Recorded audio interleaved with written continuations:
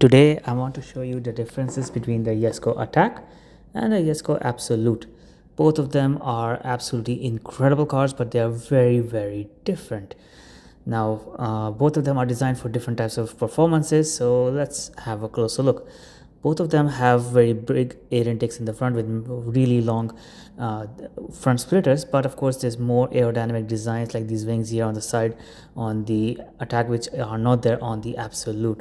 From the front, there's not really a major difference, but if you look closer, you'll see that yes, there are small differences here and there. One of the most notable difference is of course this vent in the bonnet. That's of course designed to channel hot air away from the radiator as much as possible. So all the air goes in through the front and passes through the radiator and comes out through that vent. However, the Jesko has the Absolut is a little different.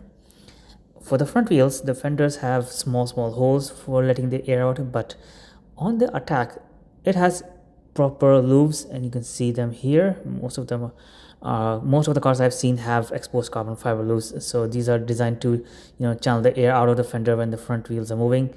Interior wise, they're both the same. I haven't been in Absolut, but I've been in a Jesko Attack, and yeah, it's a very nice place to be.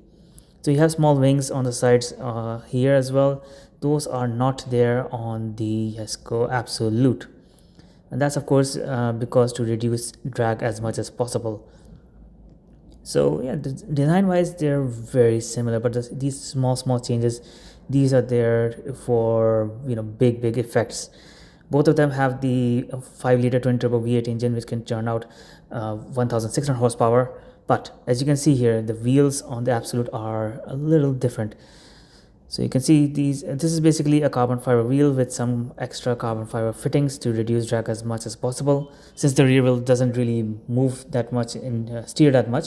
So I think it's better suited to have them on the rear wheel. The Attack is very different. The Attack of course is designed for track performance, so it's designed to be more agile, so it doesn't have those carbon fiber fittings. I think you could get them if you want them on your Attack as well. Now coming to the major highlight of the Attack is this rear wing. So it's instantly recognizable.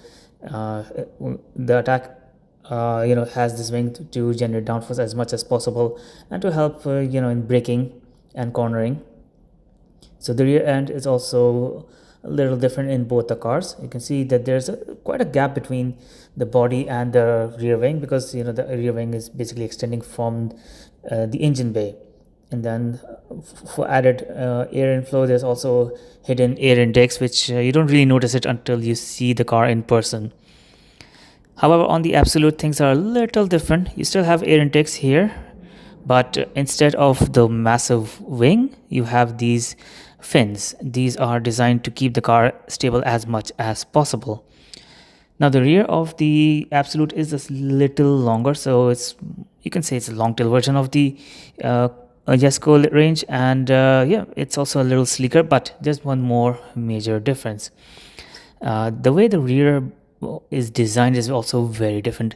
The taillights are I think the same, but you can see here the opening is much wider. You have some radiators behind the rear wheels.